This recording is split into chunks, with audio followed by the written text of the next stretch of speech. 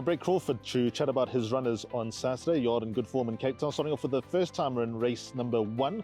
Been told you pronounce it as cream by the owner. So what do you think, Brett?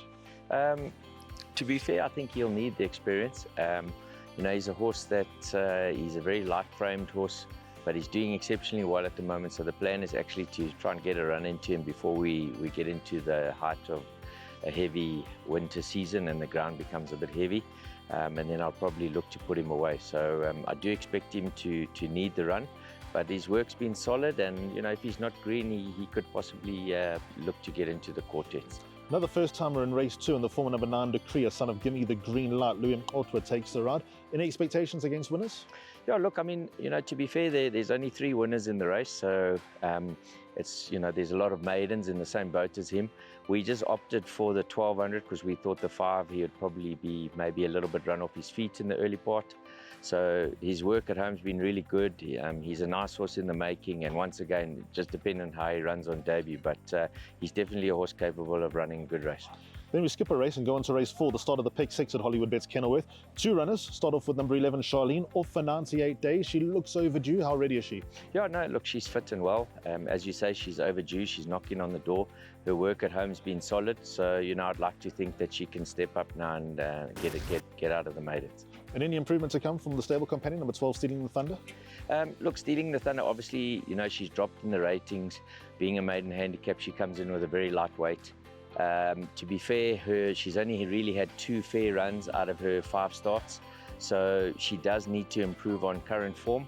But in saying that, I do think that the lightweight will assist her, so we're just looking for an improved run. Then on to the 5th race, you've got the newly gelded number 4, 2020 Vision. He's a lovely looking son of Royal Mo. Where does he stand in the bigger scheme of things? Yeah, once again, I think he's definitely going to have benefited from the gelding. He's a horse that's form hasn't been that far off. So he's definitely a horse that can be competitive. He's certainly fit enough to be competitive. So we are expecting him to run a good race. And then 2 runners in race 6, started with number 9, Snow and Love, the daughter of Crawford Cliffs. 2 flat runs, may she improve? Yeah, look, I'm hoping the step up and trip will do that. But as you say, her form's not that inspiring, so she definitely needs to improve. And then number 10, National Disgrace. She's been cursed with bad draws because I actually think there's something there with her. Last run was a cracker. If you look where she came from, where she finished. So definitely a filly that's making improvement, as she matures. So, on her current form, I would think she's a filly you have to respect. Then on to the 8th race on the card, we got number 9, the Abdicator. This is a horse that's having a very good year. Looks like all his early quirks have been ironed out, and now he's learned how to be a racehorse and do things the right way. What do you think of him? Yeah, listen, I agree totally. He's a horse that's learning, I feel. He's definitely been a better horse since we've gelded him. And as you say, his current form is really good. He's definitely a 1,000-metre specialist. So he's also a type of horse I'd like to try and get another win under his belt, and then I'd like to put him away through the winter, bring him back in spring. But his work is solid. He's always been a horse that's worked well.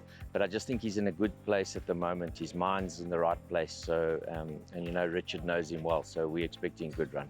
And then on to the 9th race, where you got number 11, Big Unit. This is a horse that's actually turned the corner and looks like he's developing and becoming more than just a useful handicapper.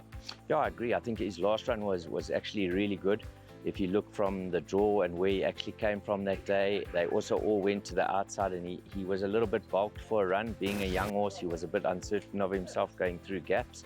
So, he's definitely a horse that can step up and make the improvement, and, I think he's one of our better runners on the day.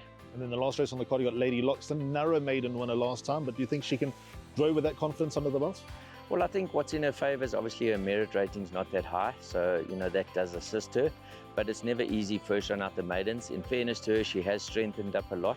So, I would think that she could run a good race, but whether she could back up with a win straight out the maidens, I think that could be pretty tough.